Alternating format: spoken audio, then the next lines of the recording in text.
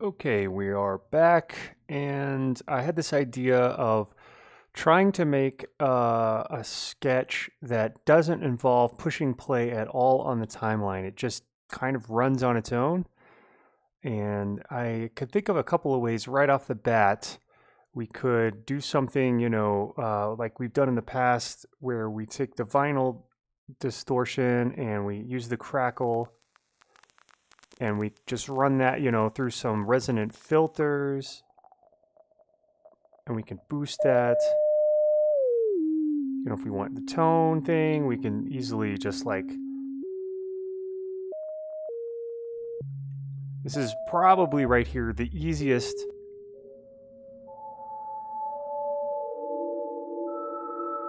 way to do kind of a drone sound effect. It's not necessarily interesting, in my opinion, maybe because I've heard it so much. Now pitch down, doing, adding various effects after this, things could get interesting. But, so this is kind of this is the cop-out method. I mean, this is actually the way I've, jokes aside, this is the way I've started a lot of sketches in the past and building up a lot of racks. Like what we've employed before, these audio sound generators, most of these all kind of use some formula of the vinyl distortion, with various effects kind of after it.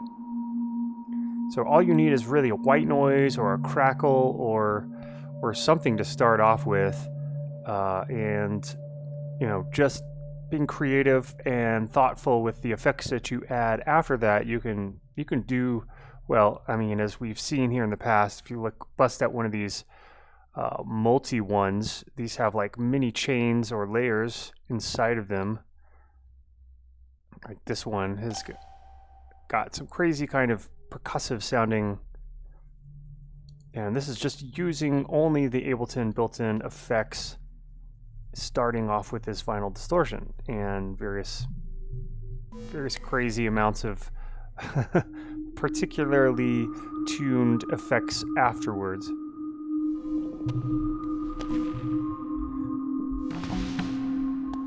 So I'm not sure if these are what we really want to keep in here ultimately, but just starting off with some examples. Another idea is to use a Max for Live patches.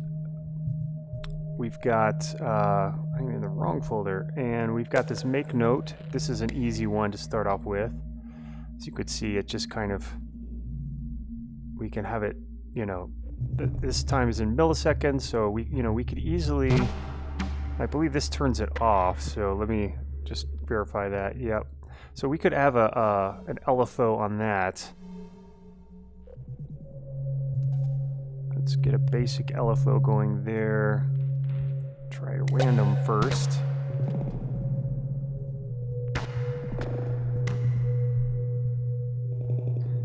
And I'm going to go ahead and remove this one. I don't think I really want anything like that. It's basically very similar to our sound generator. In the tonal section, we've got this radiophonic spree, which is a little more of an interesting variation on that one.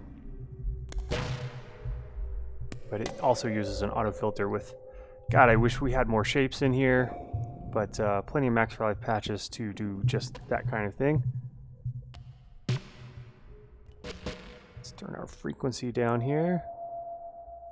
Okay, so we've got this basic formula here. And at this point, I think it's just a matter of doing fun things with the MIDI notes that are coming out of this make note.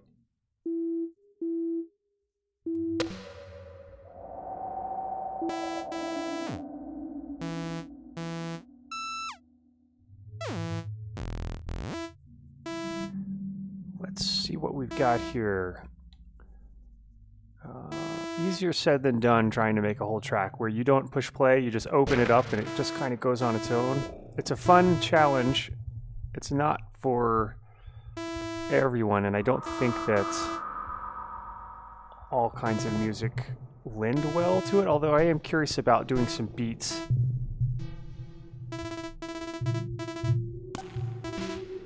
I've never really tried to do beats with this not pushing play. Now, to get everything to sync up is probably you know, I think we could use an arpeggiator because this will, or a quantizer. We've got this Midi Quantize, and it'll just sort of like, well, the Midi Quantize actually I don't think will work because I think you do have to push play for this thing to actually do its thing, but this arpeggiator will sort of conform the notes to the various rates divided by your beats per minute. So let's see if we can split this up into multiples. And so I think as long as we're getting long notes coming out of here,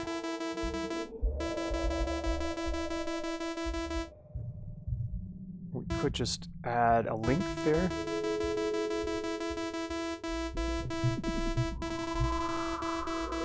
And an Lfo onto this.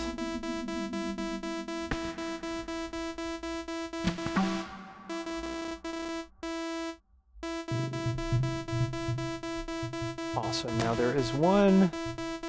Okay, that's probably, I'm going to go ahead and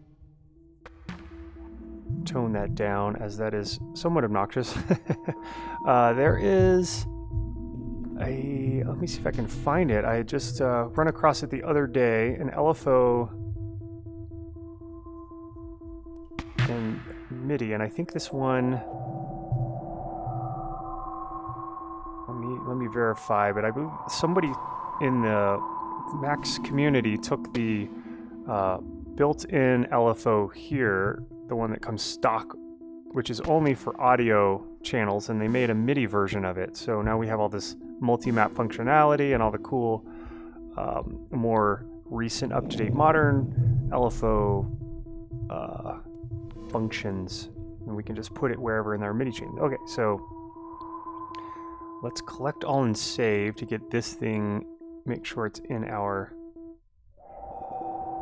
and I'm going to rename it because we have two of them here with the same name. So let's do just a little bit of maintenance. Yep, and of course we'll call this one new. Because if we rename this one, we've got so many projects in our folder that use this one, then a lot of these projects are going to be like, where is that file? They're going to be missing it. And then if we just left this one as MIDI new, then when we open those ones that are missing this one, it'll try to load up this one instead, and all the mappings will not work, more than likely. So I'm not going to risk it. Since we're introducing this new one, we're just going to go ahead and rename it, bring it in to our main folder there, get rid of this convoluted folder, and cool.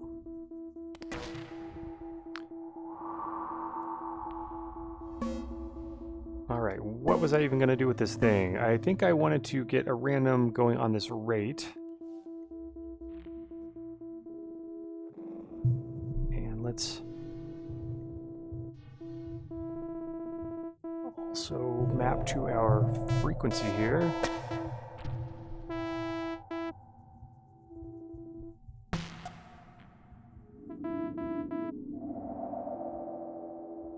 And an easy way that we can split up this one single note coming through is to add a randomizer.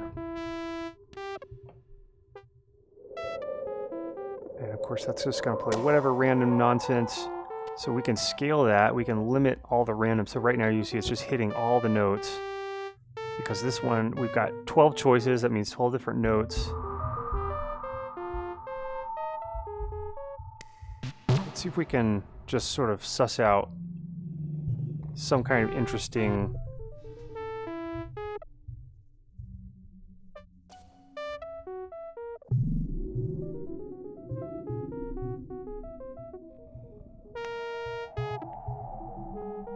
like if we just do this and we could conform all the notes to one single note.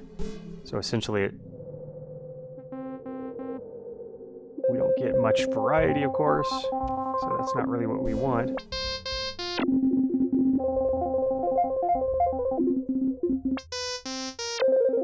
Took me a while to finally figure out what the heck how this scale thing really worked, but when I figured it out, it really did wonders for my melody game. Gotta have good melody game.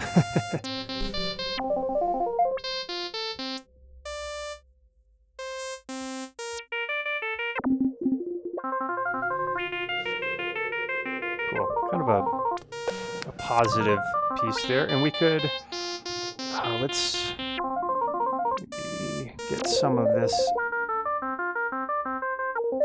moved up here so we don't have as much super fast crazy sprays of notes, if you will.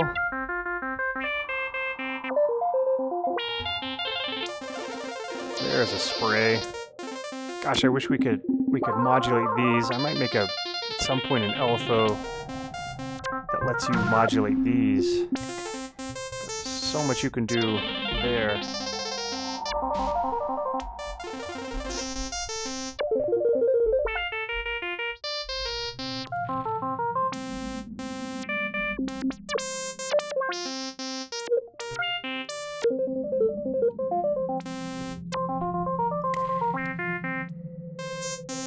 Cool, and I'm going to duplicate this out here. Of course, it thinks it's still mapped to, oh, let's go ahead and reset all these and map this to here. Or actually, I'm going to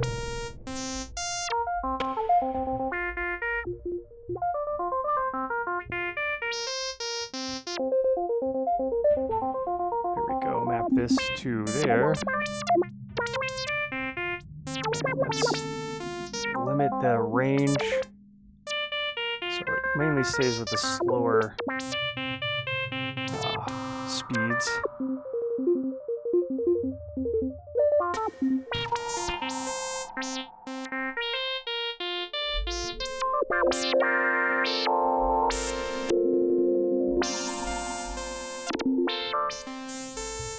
So I will just go ahead and say it's going to be a lot harder to get a more fascinating sound out of, without using modulation and automation. You do have to rely more on a heavy spread of LFOs, and that is, not so easy, in my opinion, to get a really fascinating wide variety of sounds. But we'll try our best. It may take a little while.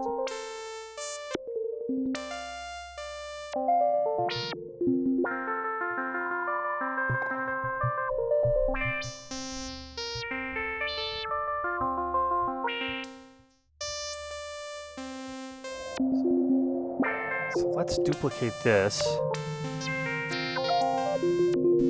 and change up some of the, let's actually invert these. And we could do other things like pitch this down an octave. Spread the stereo out a little bit.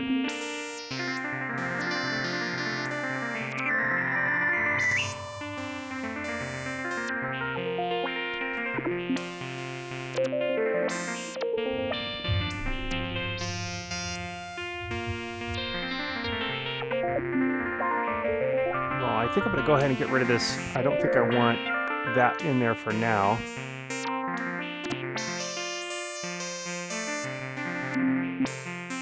Let's try a hybrid reverb. Now it sounds, automatically just very much like a modular synth type of sound, which is, oftentimes you're using arbitrary, you can obviously clock those to a laptop or to a DAW, but oftentimes, you're using LFOs and things to drive the clock. So interesting why this stopped. Okay, so we're just going to get these moments with this random. That's That's interesting. Well, that's, I guess, a part of the generative thing is you're going to have those unpredictable moments. And it's all a matter of like, how can you steer that to do what you want and to sound interesting. I'm just going to try this in here.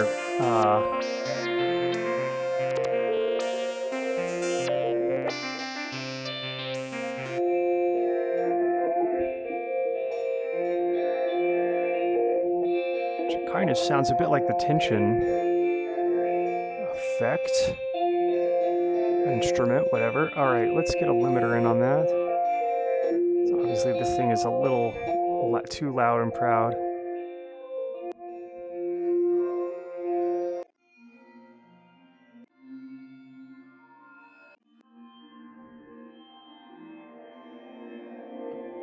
Gosh, I really wish we could automate this because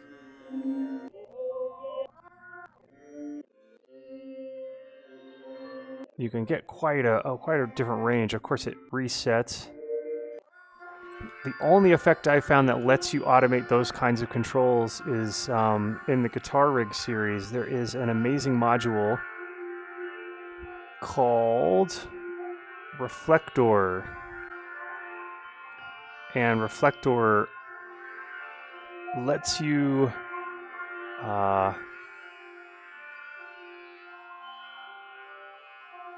basically just like automate any of these, decay size, you know, reverse any of this stuff, and it's all pretty smooth. I gotta say, I've been really impressed. There's not a whole lot of options on this thing. Let's turn this one down. So as you can hear, it's pretty smooth when you jump from one.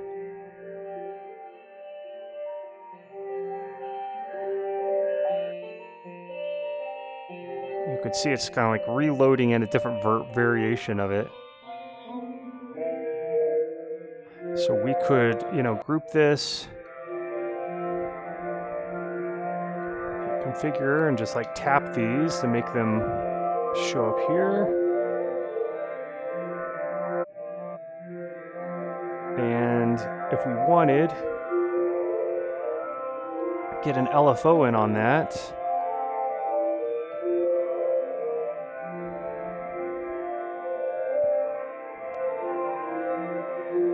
And I'd rather use this limiter. There's this limiter here, but I think this one could sound a little clippy. I don't think it's the greatest sounding limiter in my opinion. So let's just make this really slow and map to these. So even slower, I think.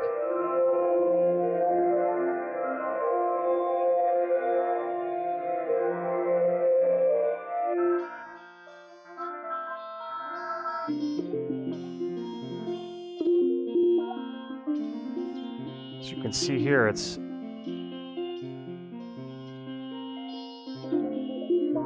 every now and then just changing things up.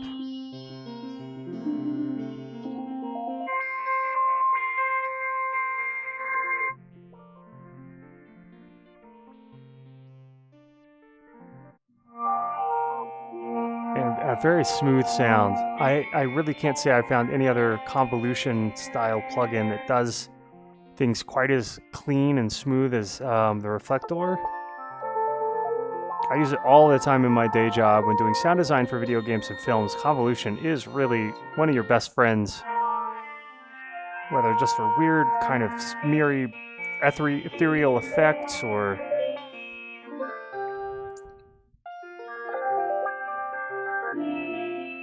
Well, maybe we'll leave that in for now.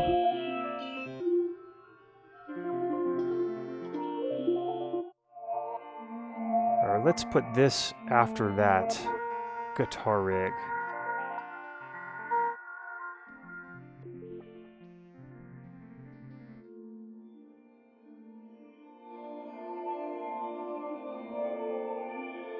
As you can hear, just really ethereal.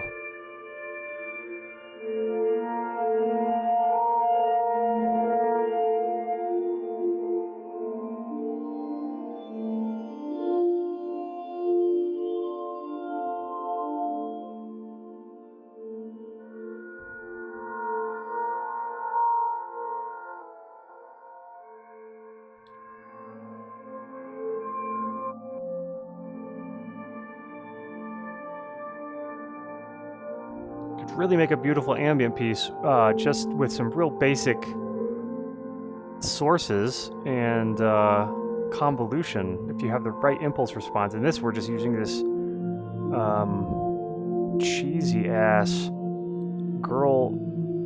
Oh yes. Oh yeah. I mean, surprisingly, the weirdest sounds and the most unconventional sounds can actually make some of the best impulse responses.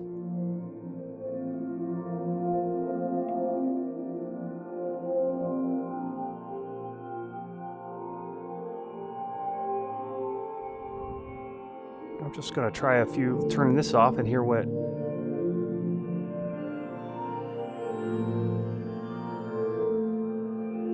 To be honest, this doesn't even sound like it's doing much when run through this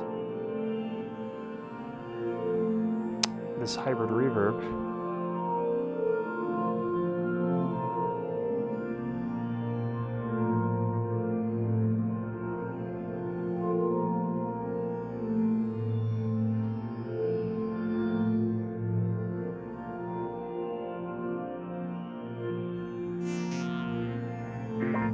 I think having a lot of this, the high frequencies from this saw shape are really helping add a lot of shimmering tones coming through here. And it's surprising because this sample itself is like really lo-fi. I think we made it, let's see here, it's like 11 kilohertz, 8-bit. So it's surprising what kind of amazing good sounds you can get from an impulse response. It's only 25 kilobytes.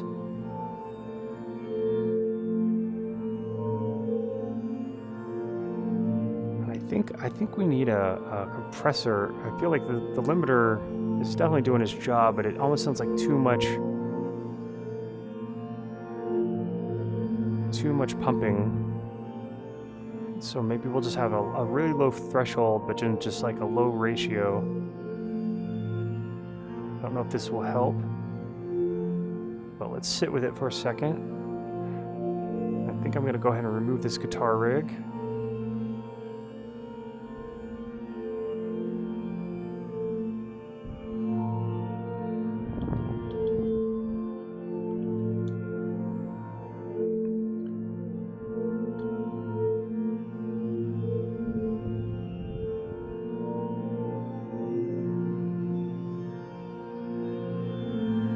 Instant ambient right there. And I kind of want to hear what a pitch down here before our hybrid reverb. A much warmer, darker tone.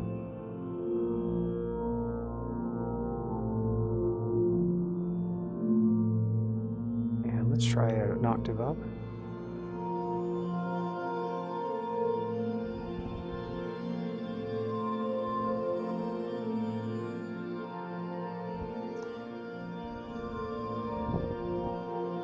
Cool. Let's see what the master pitch.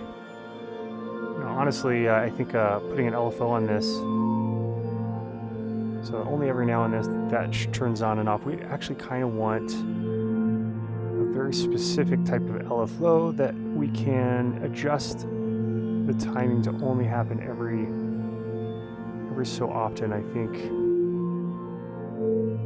possibly the bin waveform in the default, this kind of does like a little jump.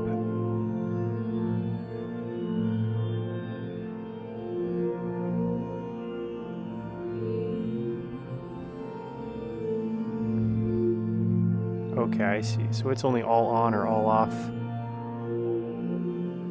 You need just a small pulse, like a noise pulse. I don't believe any of these are gonna do that. So let's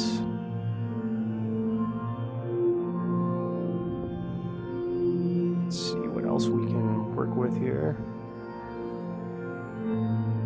Lfo Sketch maybe. Let's try this one out. Haven't used this one a lot. Can control the sketch. So I think, let's see, click to reset. I think we want to have it do this. Yeah, and then this, so it'll kind of only every so often, and then it'll jump up. Plays through this one, and this one. Jumps. Okay, so that's our Y. Let's map the Y to that.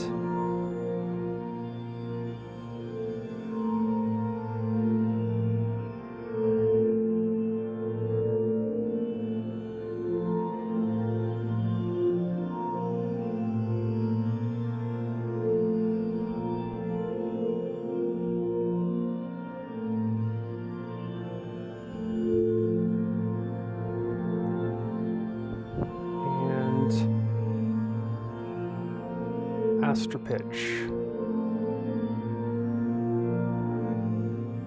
I think a drone like this, you know, only has a shelf life, or in other words, a listening to life, good for like a few minutes.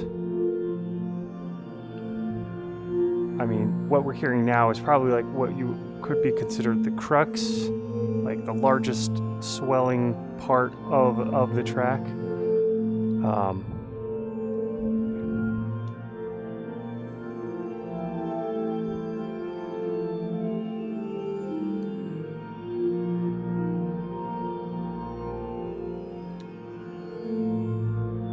Okay, and let's get a probability gate in on this as well. This might actually very well change the sound dramatically, so that I think that you could start out the song with a very low probability.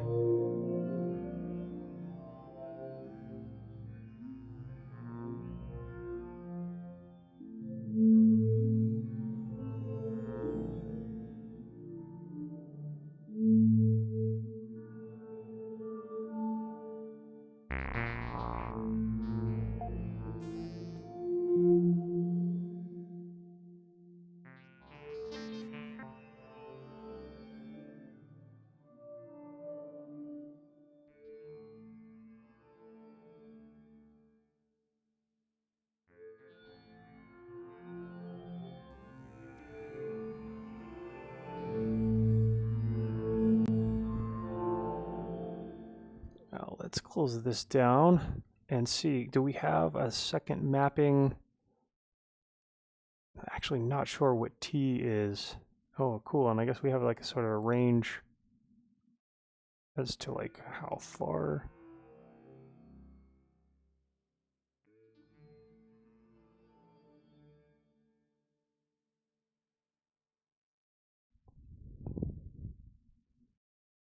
Wonder if I control click this thing. Do we keep our drawing? No. Okay.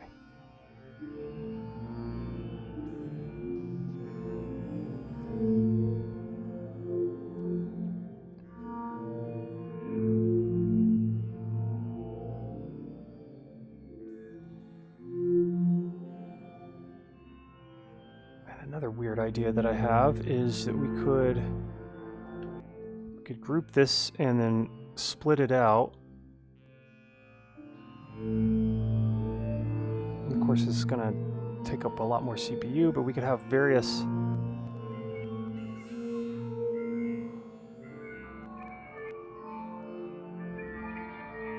Let's unmap some of these things here.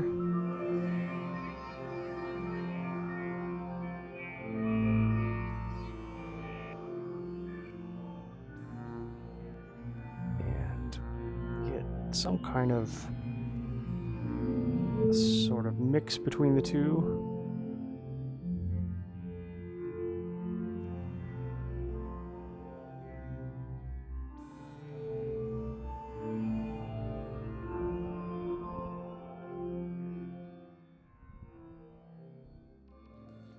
Looks like these are open, so let's map this to one of these.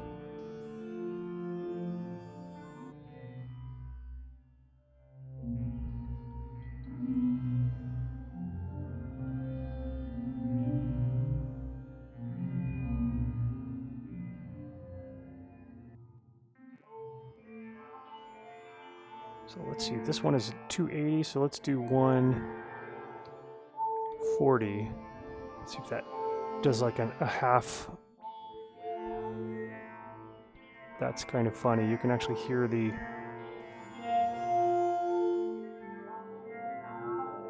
vocal come through just a little bit. It might be too cheesy.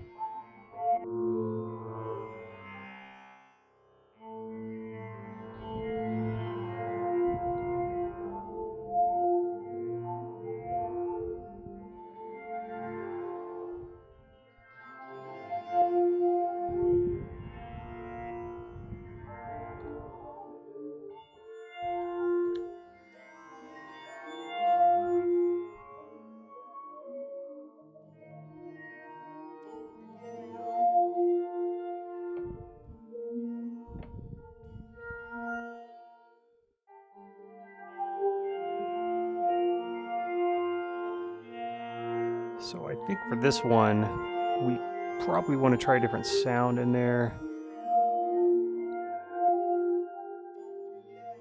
Let's see, samples, yes.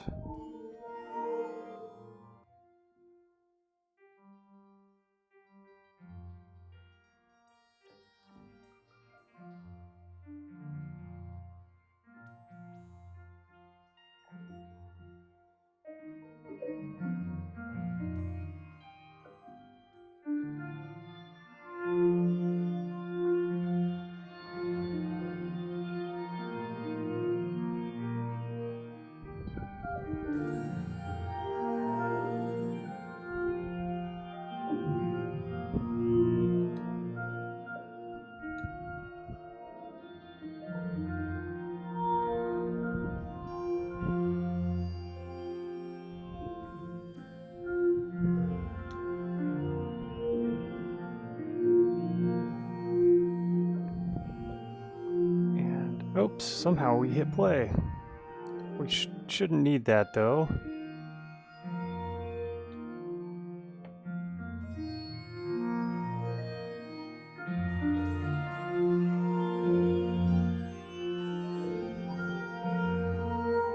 So let's see if we can get this pitch to just jump between 0 and like 7 and 5 using our draw.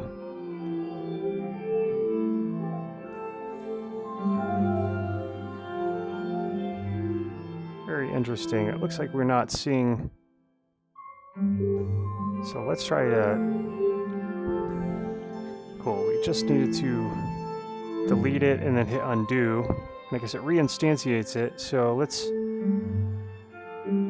see. We'll do Y here.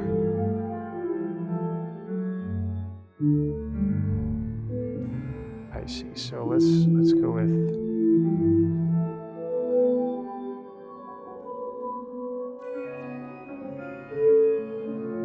Some weird vibes there.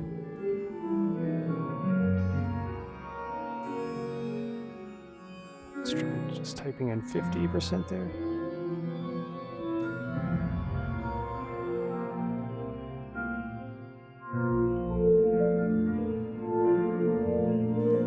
There's our 0. Now see if we can get lucky and get 5. Oh wow, got lucky there.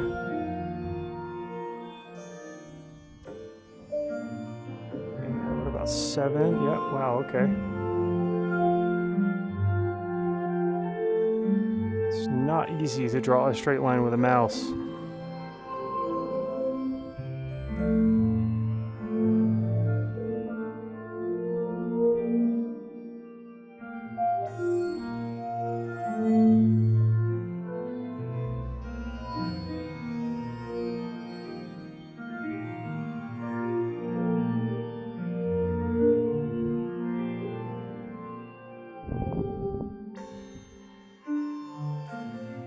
So I think I want to just, let's see, let's get another LFO.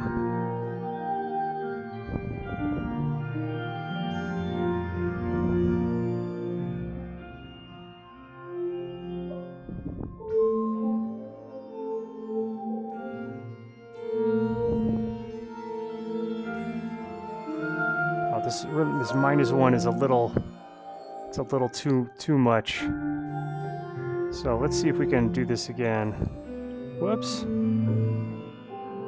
easier said than done. I wish there was like a hold down Alt and just restrain a straight line or something. Doesn't look like it. Yeah, I'm still getting that -1 in there.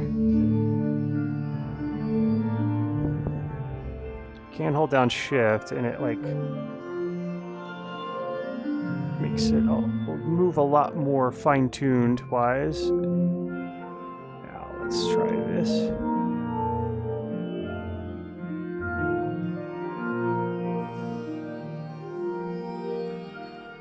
And this was a +7. Luckily, the graph on this Lfo Sketch coincides very nicely with this -12, +12 of the master pitch knob. Okay, cool. I think we did it right. So let's get an LFO on a few things here. And let's... I'm hearing a lot of like metallic sitar-y kind of tones.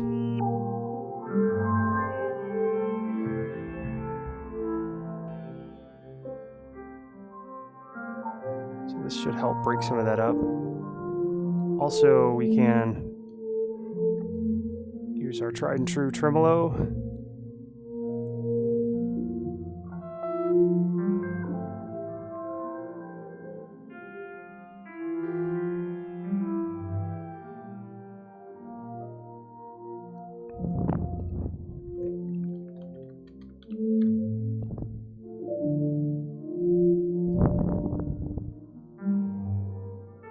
Opinion, it's totally doable to make a whole track without needing to push play on the timeline, but not easy. You would really have to use a lot of LFOs. Let's map to this. Looks like it's working. Okay, cool. And let's also map to this and map to this.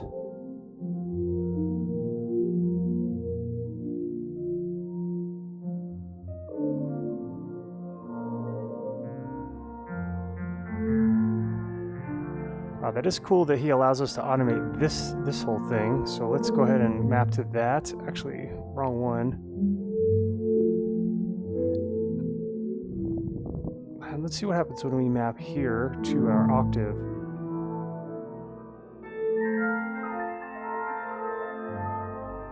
And then map here to this. I will say Kentaro Suzuki, who made this Lfo Sketch, really thought ahead in allowing this range slider to be mapped.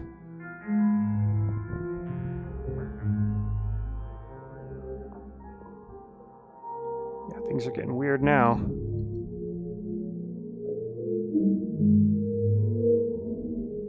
And let's add a wet and dry to our auto filter. Really, they should just build that in, I swear. It would be so useful on so many of the plugins that come with Ableton to have a wet and dry on them. The EQ8, they also need to build in a dynamic EQ in the EQ8.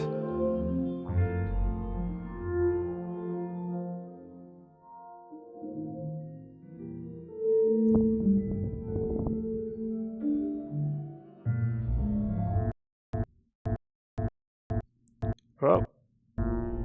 Sometimes when I save, and I've got all these projects on a thumb drive, and I think that has a lot to do with some of the hiccups. Now that I stop and think about it, I was always wondering why these like almost crash hiccups were occurring, and I think that's it.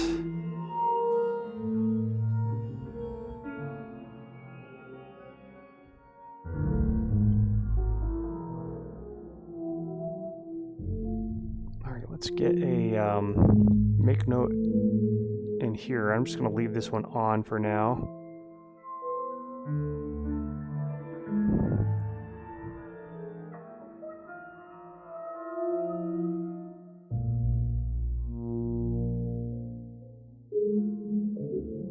We'll get back to that.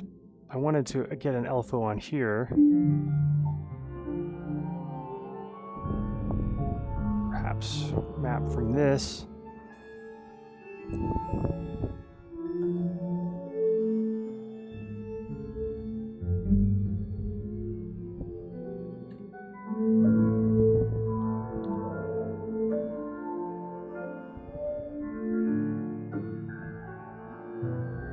we'll map the Y to here.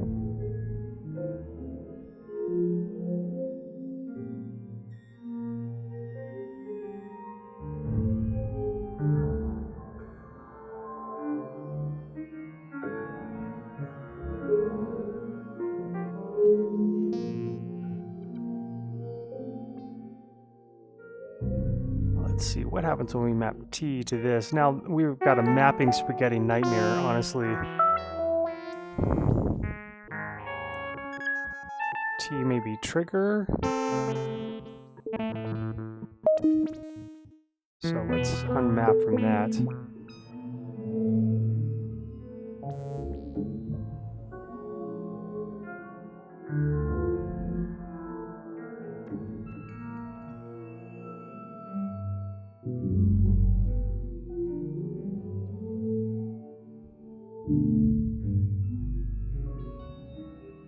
See if we can get something a little more rhythmic. We could use this hold feature, and essentially one note in here means it's just gonna hold that note. So we could set this up to 2000, like 2 seconds, every 2 seconds, and add a note length.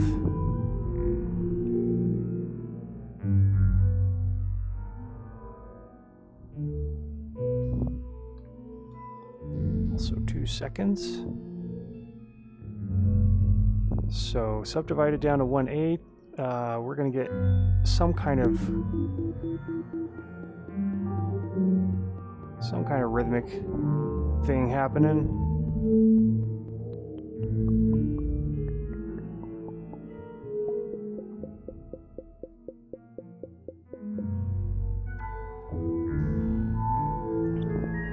Which I don't really know if that's going to be fitting for this shimmer spray motif.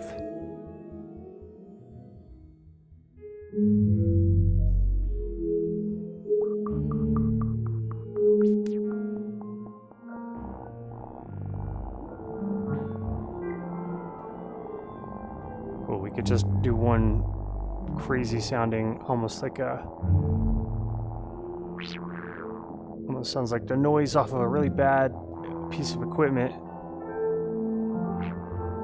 Broken radio.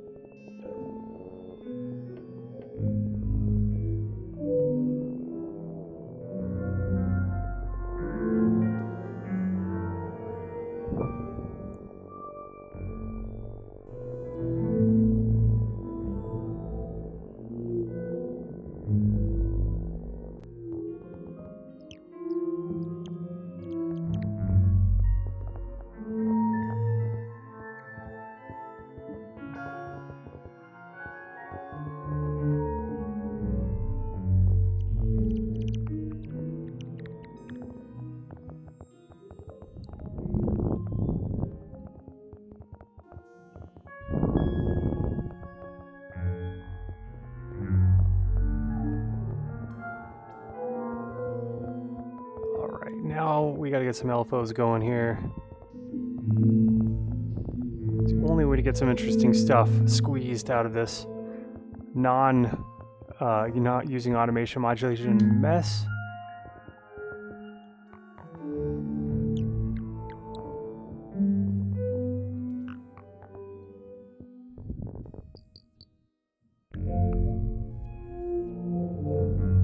Yeah, let's add a smoother to this thing.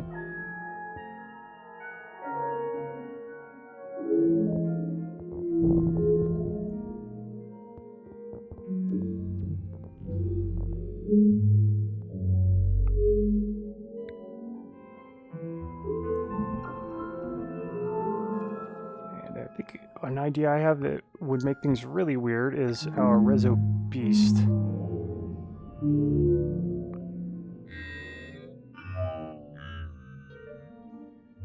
kind of lose some of this. I think we could definitely turn the wet dry down on that.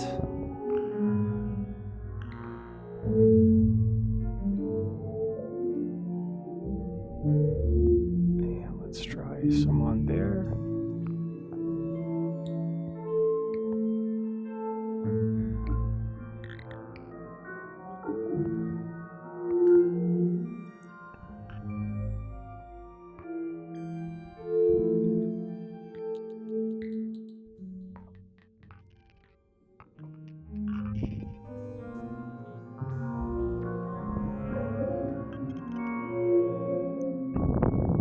So at least we got some texture going on here.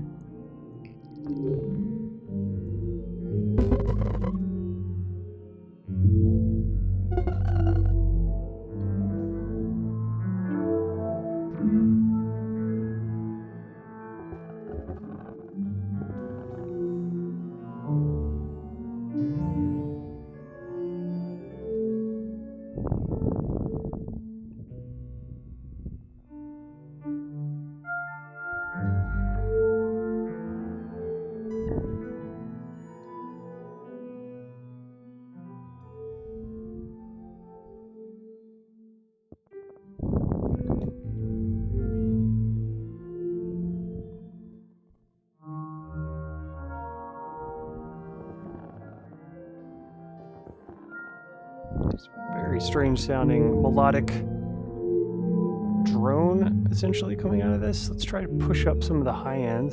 It sounds a bit muffly. This may just reveal a lot of artifacts that we don't want, but it doesn't sound too clicky.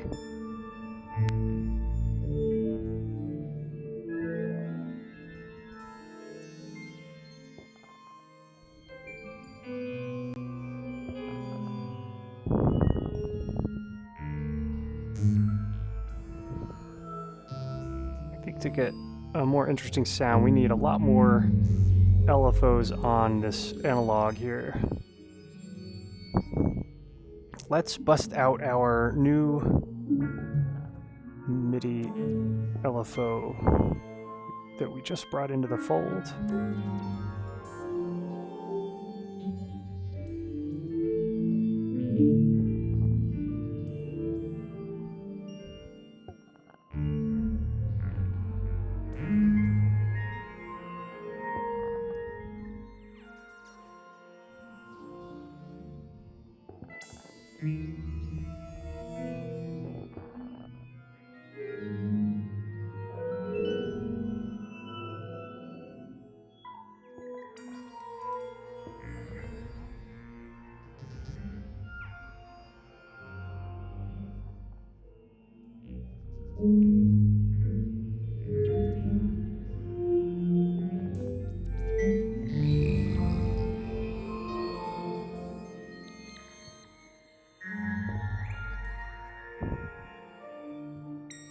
And to be honest, I think to get a truly interesting sound, we need two different LFOs at work with two different speeds.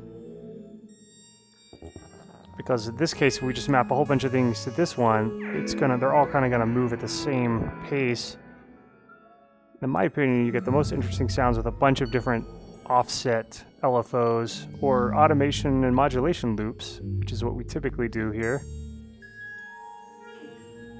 But we are doing something weird and different today, obviously, so just gotta bite the bullets and try our best.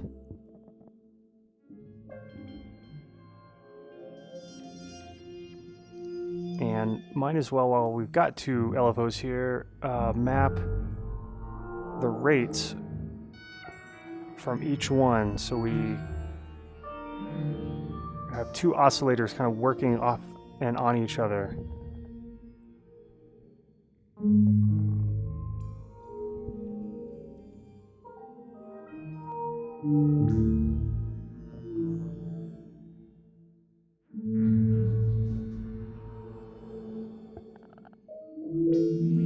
do the same with the depth as well, and I'm going to pull it off of 0 so we don't get both of these hitting 0 and then not oscillating each other anymore.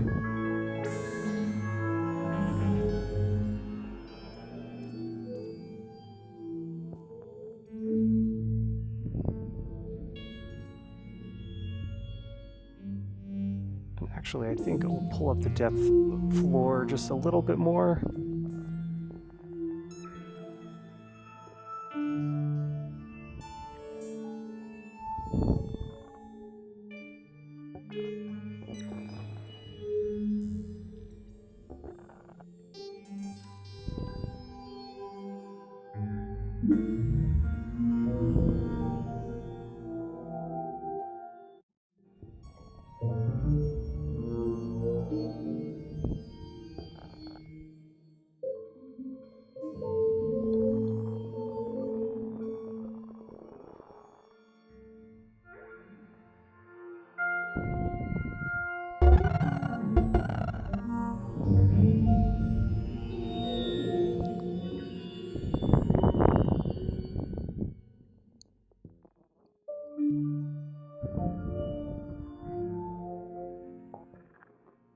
Definitely sounding like one of the weirder melodic things we've done. And honestly, you know, I think that's a good thing. It's definitely revealing that this method of creating only using LFOs and things is a challenge, B, a fun and interesting way to work, that's for sure.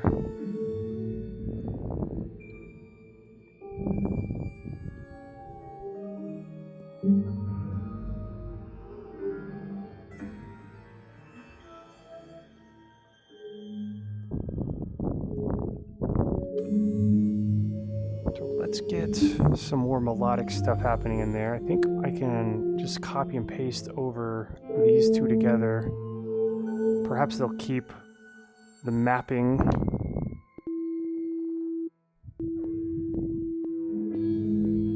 Just remap this just in case.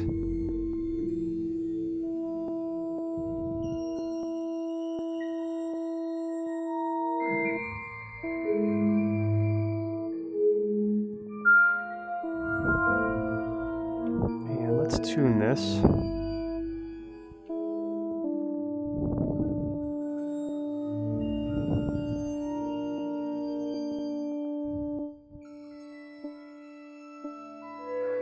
And the same method as before with our randomizer, and then we're going to use a scalar to give ourselves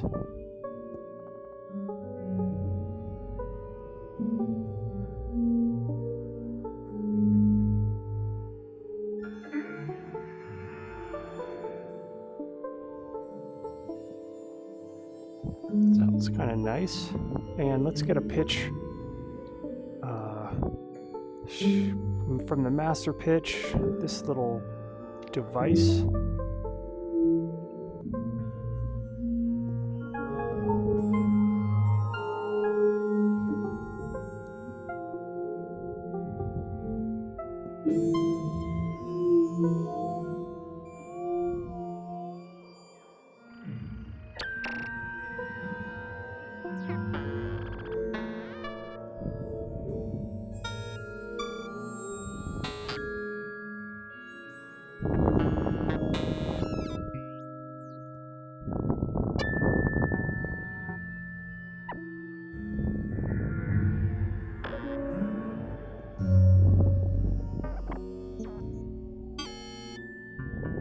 Cool. I think one of these special Max for Live auto dial, this is the closest I think we can come to a kind of simulation of our automation or modulation loops. As long as we pull these down to some arbitrary lengths, then we'll get, as long as each auto dial instance, if we use a bunch of these different patches, we make sure those little sliders here are all different numbers. That means they're each going to be different loop lengths. So let's map that.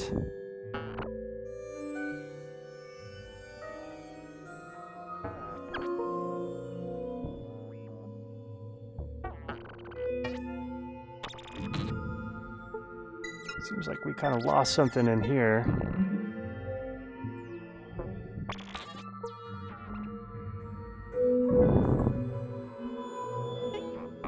could just get a whole bunch of shelves doing crazy stuff. Why not?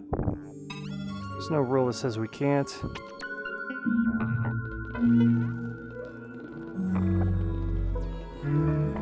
I think instead of mapping this resonation here, I want to map to this on and off.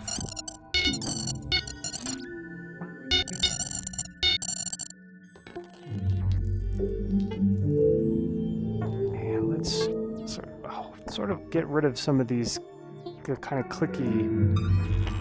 And so I found that when you run digital clicks through some chorus, it can kind of smooth it out a little bit.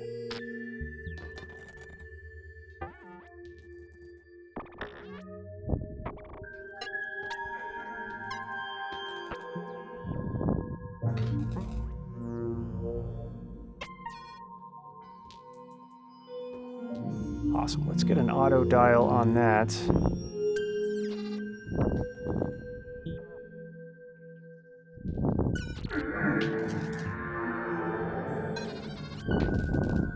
Do we have an audio version? Don't believe so. Well, no matter, we can easily... I like to keep LFOs close to the objects or effects or whatever that they are manipulating, but in cases like this where you just want to use a whole bunch, it's going to be spread out. At least keep the one LFO manipulating all this stuff on this single track instead of from one track to the next. It can be very hard to track down who is modulating what at that point. Okay, let's get this rate map to here and then start recording.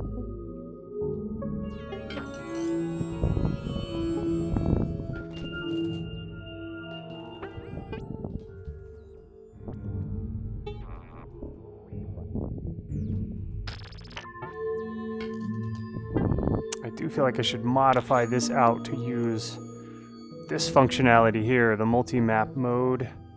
It'd be super useful. Seems like all LFOs should have that.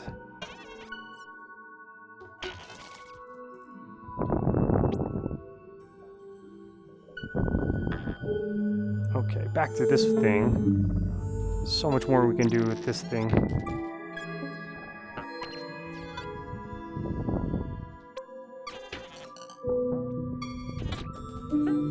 And I think we can manipulate our tempo as well, which will affect some things like our arpeggiators. Let's pull in our tempo, mess with her. Where's that? Tempo, is that an audio effect? So, and for this one, let's use some auto dials on this one.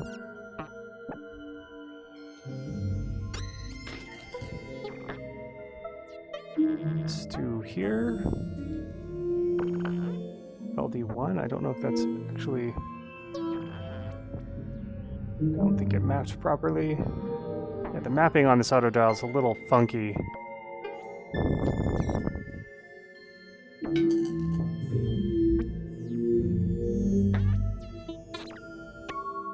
We didn't get much of a loop there because of this one being low. So let's go ahead and clear that and start over. Whoops, start over.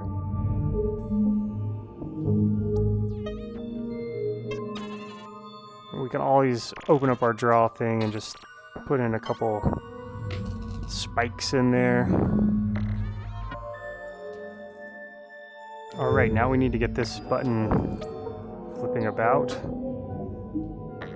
I think I don't want any ramping between. Let's see. So let's clear this, change these up, and let's map to here.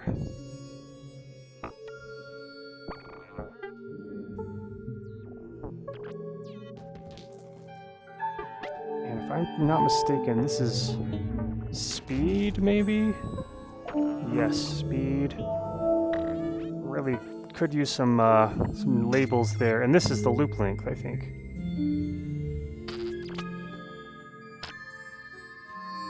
Maybe we need 100% actually to get the jumps we want. With each jump it should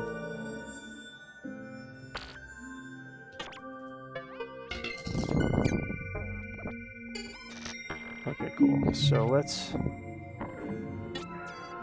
try some audio effects in on this operator. We've got, well, let's see, we've obviously got some interesting sounding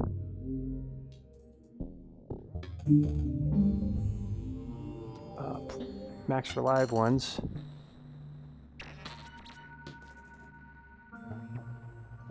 Let's try this as well on our shimmer spray.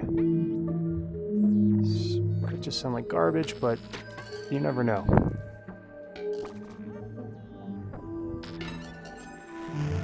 Yeah, this one's a very digital, very gritty sounding.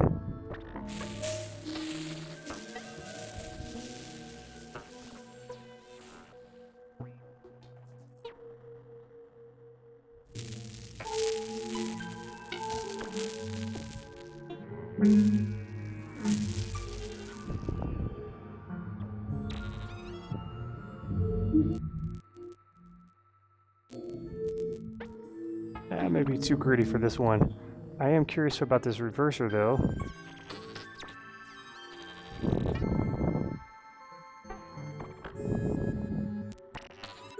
Let's get that buffer all the way up there.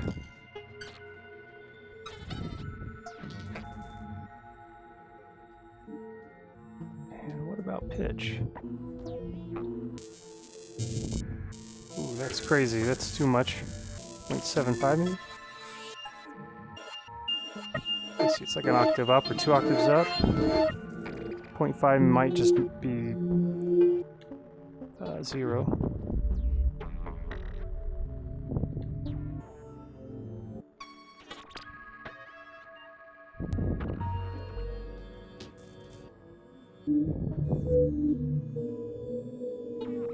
Let's get another LFO in there to control this. So I do like that reverse style effect. It can be one of, it's a classic sound for sure. Let's, goes back to the whole tape, you know, manipulation era. The Beatles, so many great bands were messing around with stuff like that.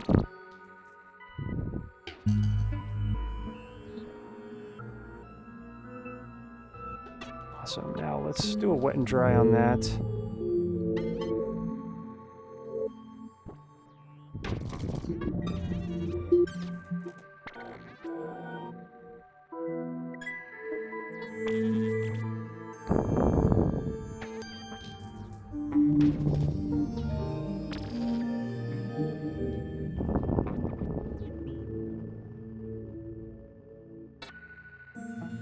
Awesome. Now we are, I think, getting close-ish to being at a good stopping point.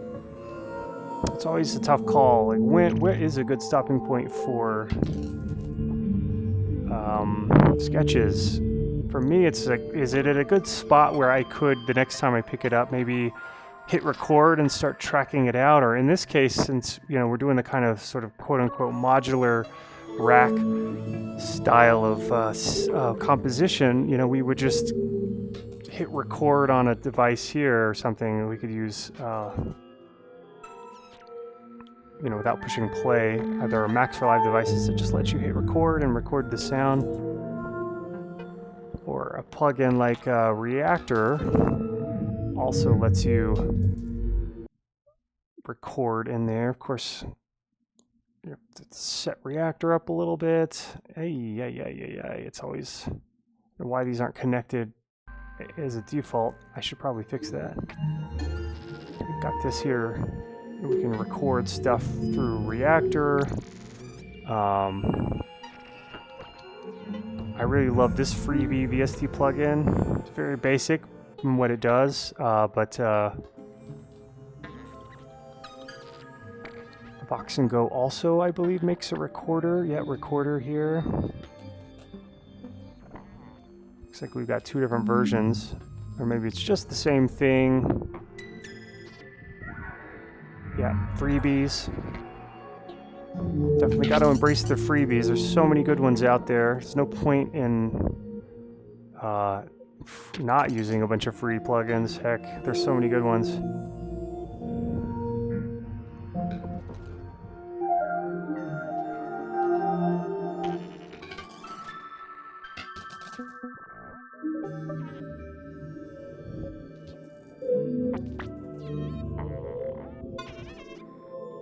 Let's get that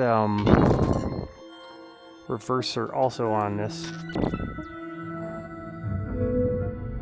I like the reverser in here. It's very subtle the way we've got it, and it just adds this extra layer of strangeness.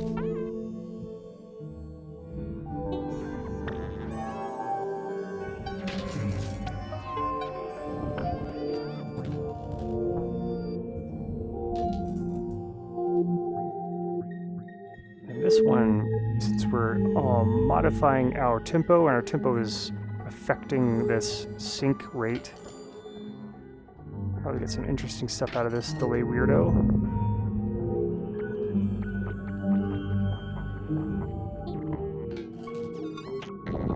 Let's try Satron ambient effects.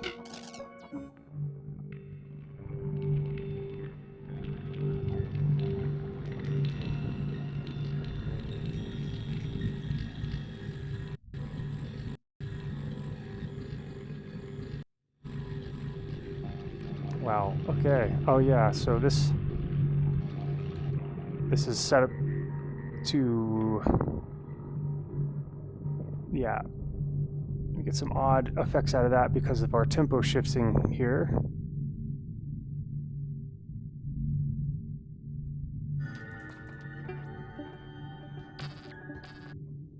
I'm not sure if this is what we want though. Satron Effects has a, I'm assuming, an auto filter somewhere there. Yes. That is killing a lot of the...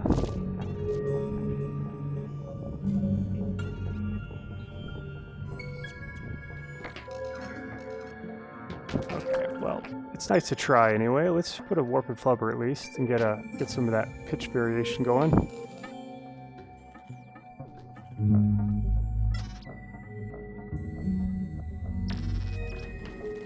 We really could go down the line here and just try all these. I do like this lo-fi.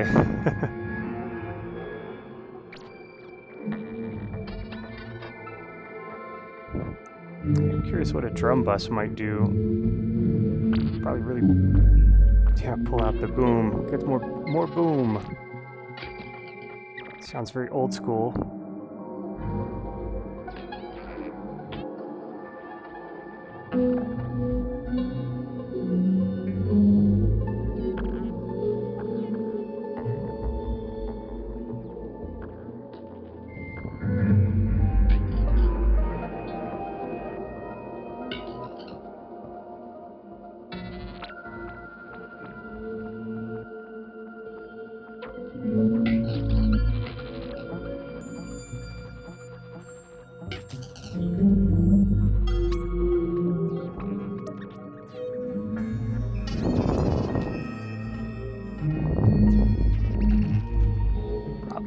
A little too much boom. But it's interesting to note that you can use a drum bus on things other than drums. But I think it probably works best with drums, maybe? TBD.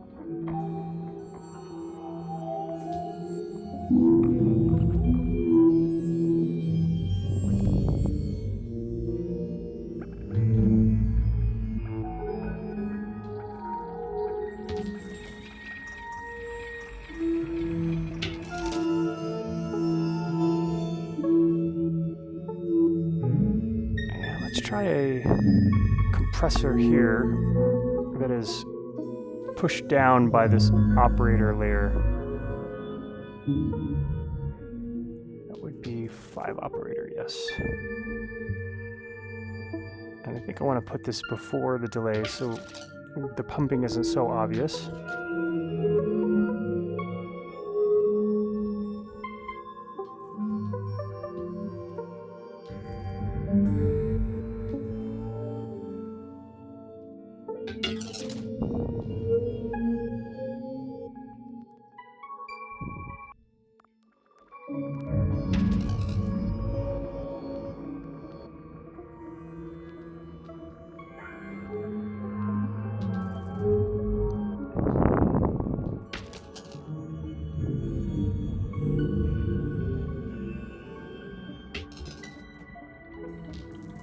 Quite nasty still, I think a little bit too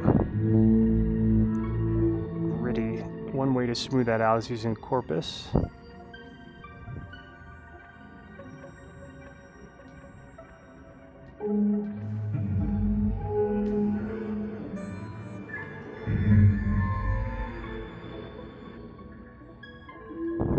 Let's try pushing the volume into this Corpus a bit.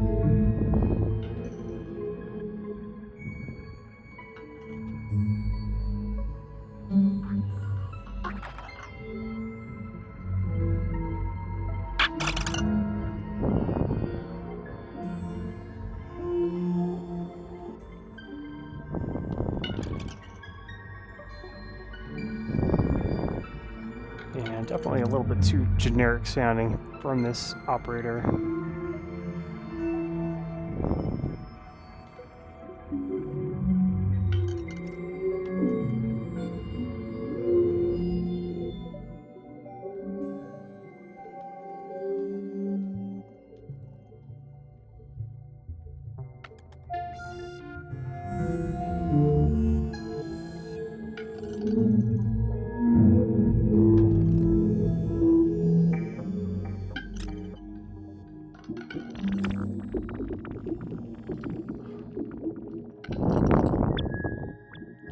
Let's pull up our low spots here.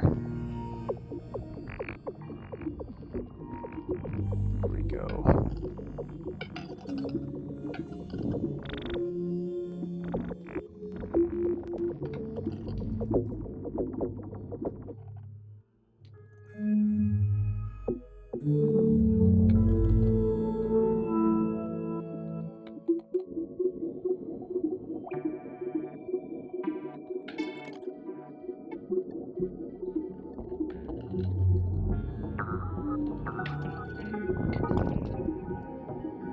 Really need to be automating or at least LFO modulating all of these.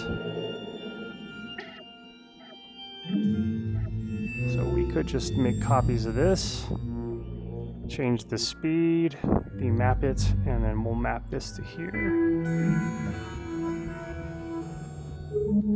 Change the speed, I'll change the loop length down a little bit. That way these two don't run identical when we reload the project and these all start at the exact same spot. Let's get this one going a lot faster. We'll demap it.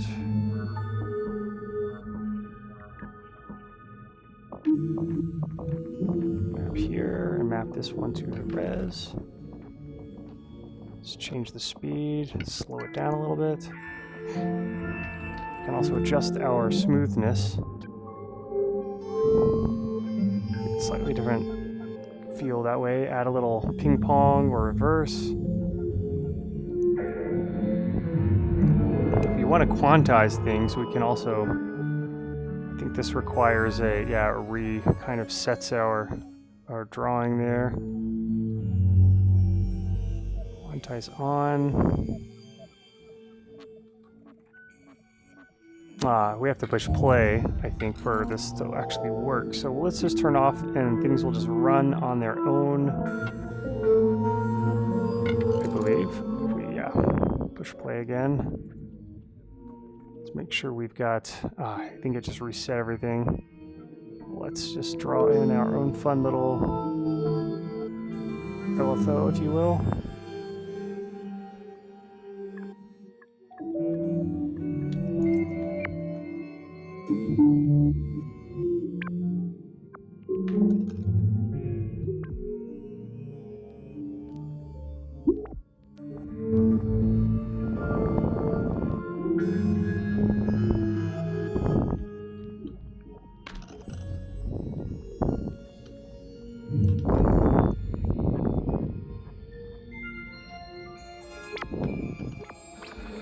I think we've lost something in this, adding all of these. I think,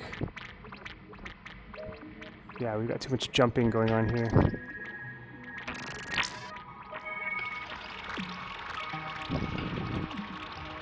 I think the real trick to doing generative stuff is being able to sort of trace your steps back if need be to try and find out where you went wrong if you end up in that spot where something is just sounding too... And I don't know how many times I end up, you know, with a track that started out great and then I end up just screwing it up and I kind of have to just start over with it or just keep tweaking on it until it ends up in a new spot that's decent. If I can't remember, of course, that is, if I can't remember where I got to that point that screwed it all up. That is the trick, trying to remember your steps. Because in certain cases, you know, undos only, you know, especially I think something like this tempo, as it changes the tempo, I think it also, you know, changes the undo. Yeah, so every time I hit save, you'll see this little asterisk reappear every time the tempo shifts, and that means we kind of will lose our undos. You know, after this tempo shifts, you know, 50 times, we'd have to undo that many times to get back to whatever other changes we, you know, so that's something to consider when you're doing a lot of this kind of generative composition, if you will.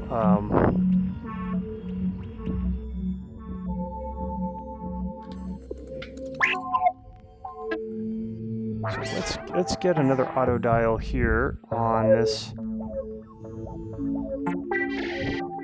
I'm actually really wondering if when we open this back up, if it'll even still sound the same, if all our mappings will work. It's definitely something I have this fear left over from old versions of Max and old versions of Ableton that just lost a lot of stuff, you know, after reopening the project. You know, most of you would say, well, why don't you just, you know, record a bunch of it, you know, and that's true. That is definitely the thing to try and do to mitigate potential loss. However, that's really, to me, not ideal. I think the most ideal is being able to open your project back up and it just works the way you left it.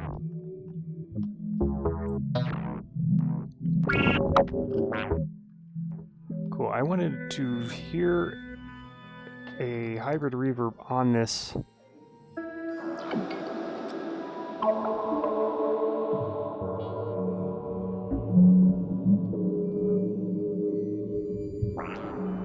Sorry, like a real tight. This kind of sounds like it's in a bathroom or something.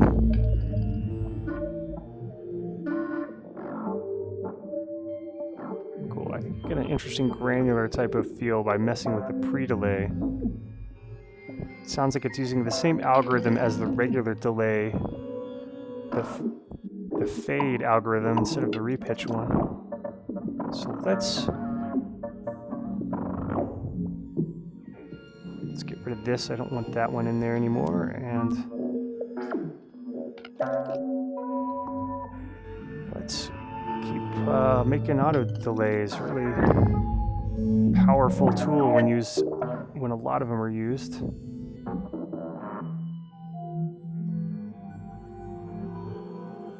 Okay, let's map the pre-delay to here.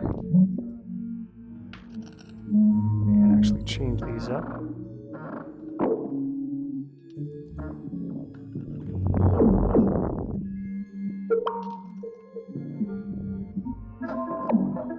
And I want to hear a reverser somewhere in there.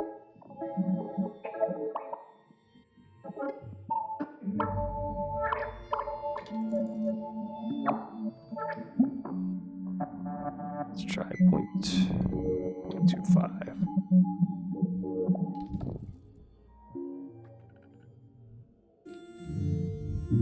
It might be too slow.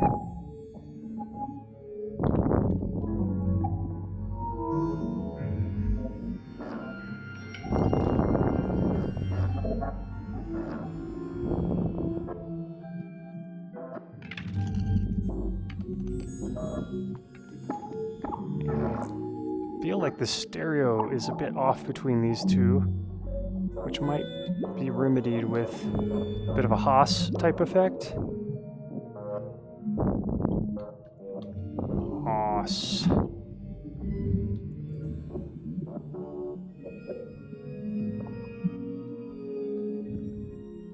And we certainly lost this texture somewhere. I mean, I guess it's still coming through a little bit.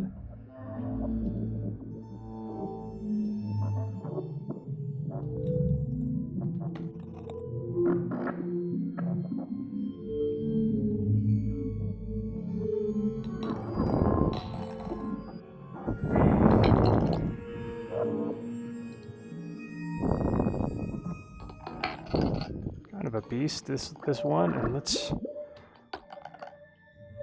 kind of spread that out a little bit with this tremolo.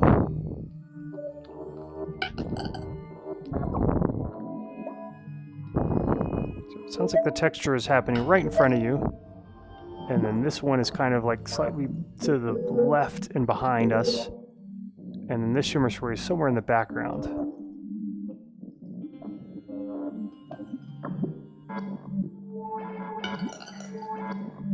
Here's the test. Let's reopen this.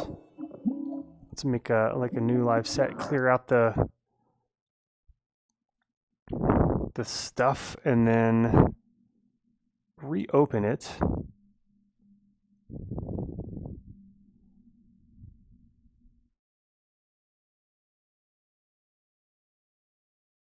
We sure had a lot of Max for Live devices in there, and I think that probably is telltale why this is taking its sweet time to unload.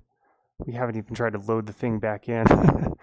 So yeah, hopefully it doesn't blow up when reloading. We shall see.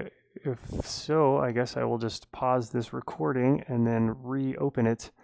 I think we're pretty close to being done on this one anyhow.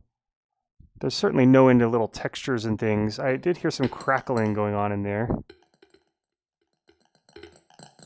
Oh yeah, I can hear things are waking up.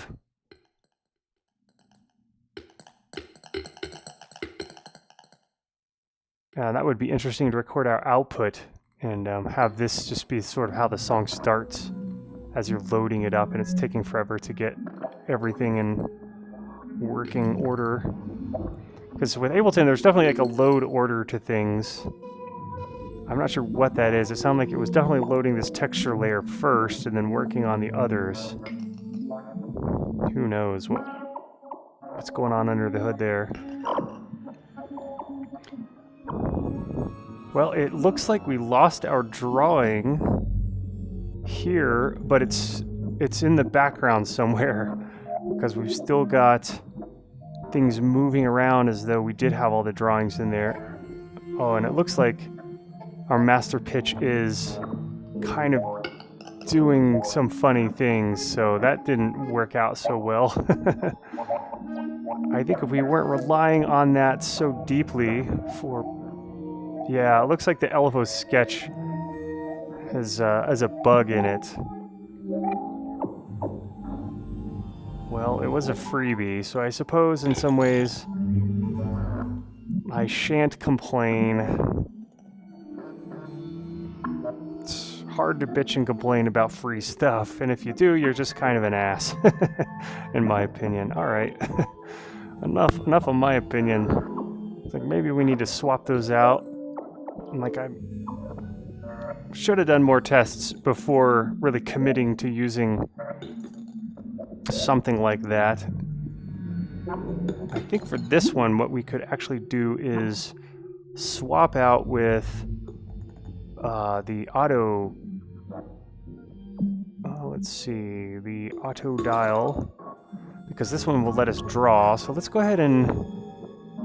Oh, so we have master octave and master pitch. Okay, so we'll just have to remember that. And let's map to our master pitch first. Oh, I think we have to. And then let's hit play on that, and let's draw in. So we've got -12 here. That's fine. Let's see if we can have to be very exacting about this. We had it at minus. Okay, so that's +3. I can't remember. I believe this one actually maybe had a, was it shift? Lets you, okay, so you make a point and then you can hold down shift. Okay, so that's at least pretty useful for getting more exact. +2, okay. What?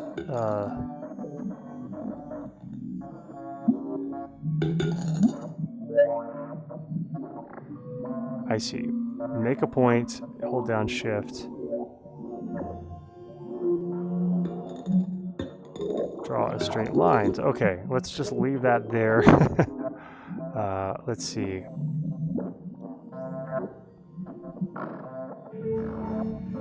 Not sure if this is going to be the right. We have to wait for this to pass through here. +7. Oh, we got lucky. So let's try here. Maybe we'll get lucky with +5. And let's turn off our smoothing. We don't want any smoothing. We just want straight jumps. Go +5 and +7. Awesome. I guess we could have sped it up to really see things.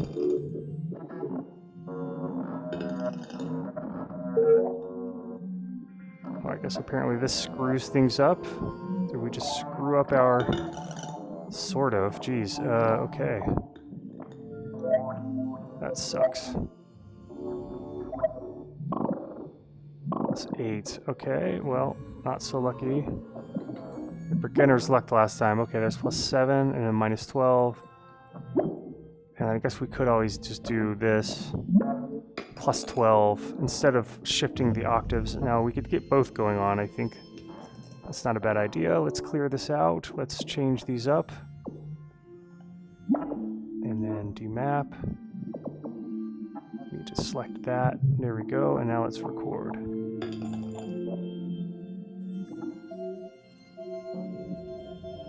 Cool. Now, looks like, let's make sure we've got... Awesome. And it looks like over here, these all saved and recalled properly. Got so many going on, but it's nice to know that they actually are working for us. To keep that in mind about that draw LFO thing, it's either buggy or made to not really sort of recall properly. Frequency and dry and wet. So let's... That's the only instance of that. And frequency? No? Which frequency? See, that's the problem. When you map from LFOs, it's hard to tell where...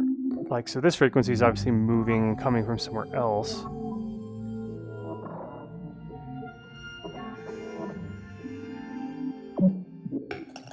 Now, like, which frequency is that? Is that this one? No? This one? Man, it may just be lost cause.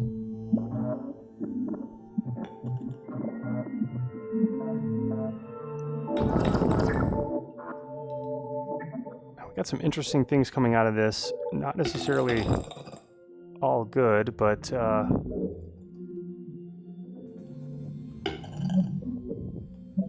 let's see, for these we don't need any of this. Just keep it clean, keep it simple.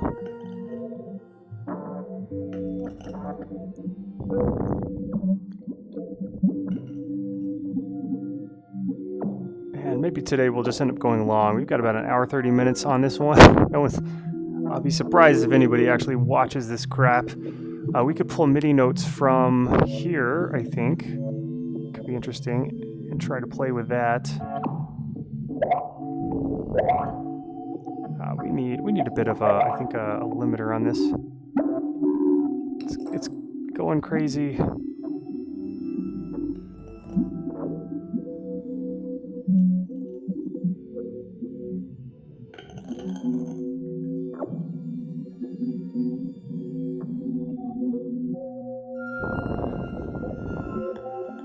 But since we're doing something new here, a little bit more challenging, I think it makes more sense that we are kind of, things are going slow. So we've got these two different processes here. Post effects, I think, is what we want because we had a lot of MIDI effects in there.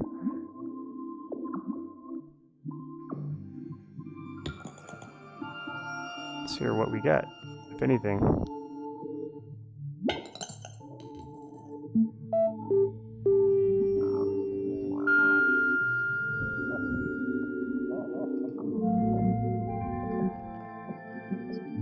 So something like this could be nice as a way to mellow things out a little bit.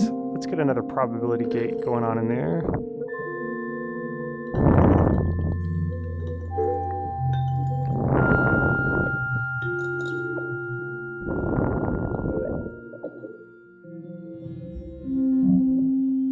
This kind of adds a bit of normalcy to the whole thing.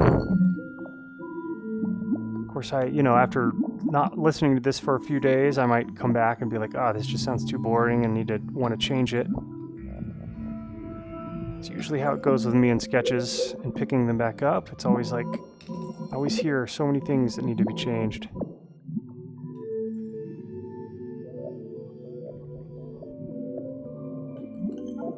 And let's, for this one, pull audio from, let's see, we're pulling from this instrument rack, so let's pull from this instrument rack on this one.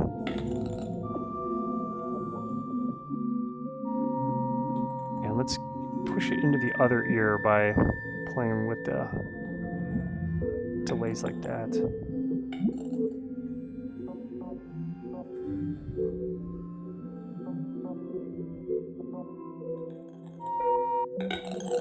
Let's see, are we even getting notes? We need to set this to N, maybe? Yes. Let's go low on this.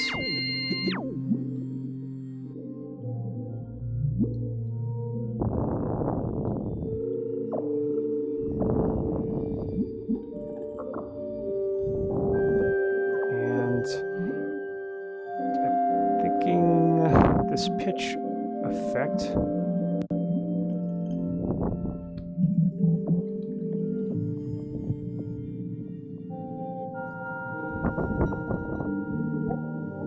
Let's try some different quality modes.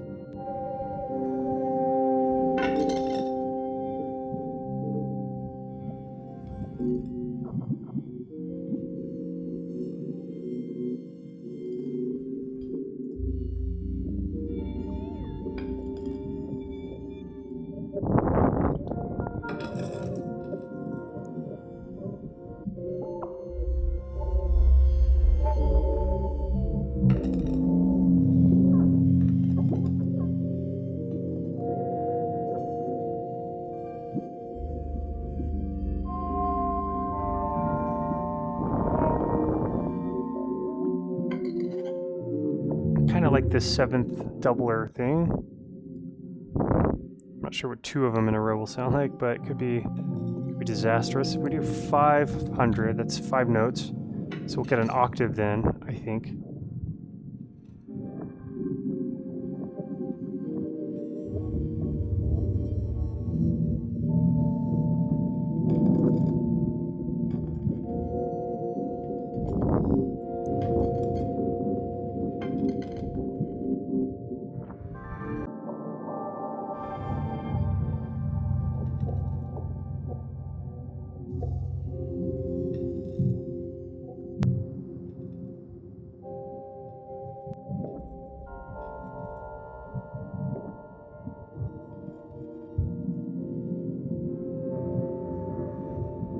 It's kind of pleasant, to be honest. All right, let's try one other thing. I want to just hear a crackle in there.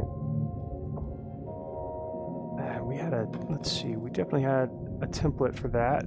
Slurpy crackle type of thing. Does this require automation? And maybe it doesn't matter. Let's get that pitch shifter going on here.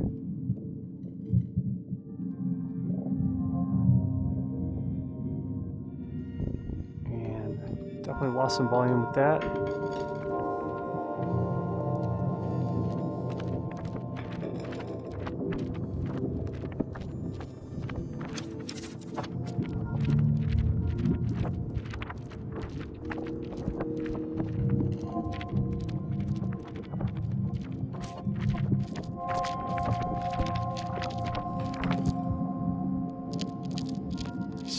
Okay. I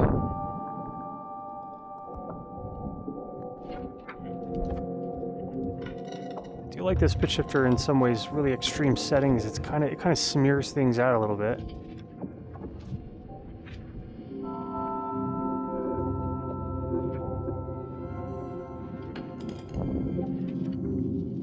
Not exactly a crackle, but we could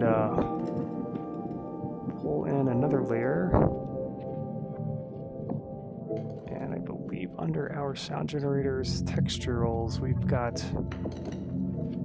some of these. Classic crackle maker, haven't used these in a while.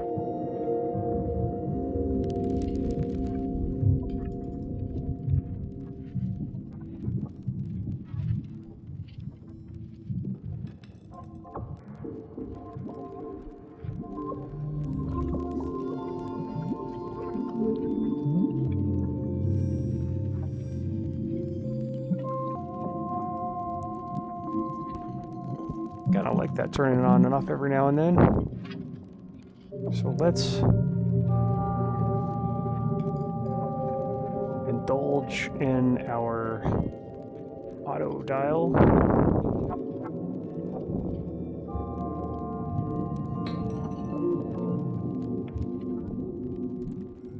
And let's get it going there. Change the speed a little bit. Just have some jumps.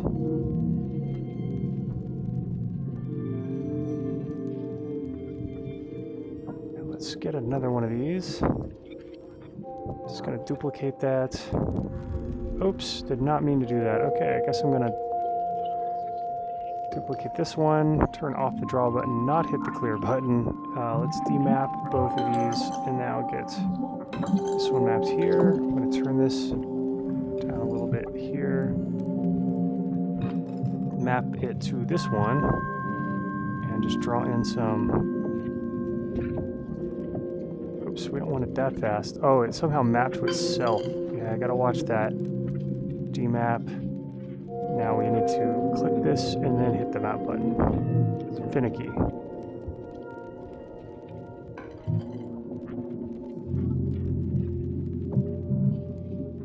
Okay. We're getting them both kind of going on and off at the same time.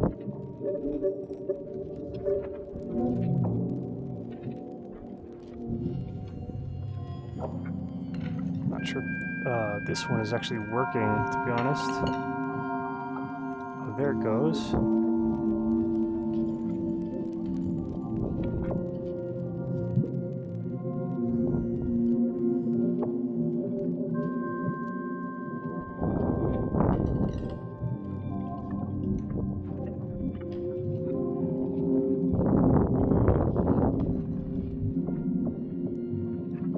All right, cool. Well, I think for now this is just gonna have to do it.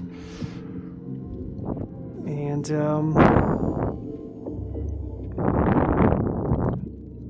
not sure how I feel about this one, but it was a good fun challenge, and I guess it did help us at least discover that the draw LFO is not really going to be used from here on out. And maybe it's just kind of a, I mean, maybe if I close down Ableton altogether and then open it back up and load the project, that, I believe we did a test before and it seemed to load back okay. So maybe it's just that we have so many crazy Max for Live patches working at the same time that somehow that draw LFO one just didn't get loaded properly. Who knows? It's hard to say exactly without doing a bunch of tests.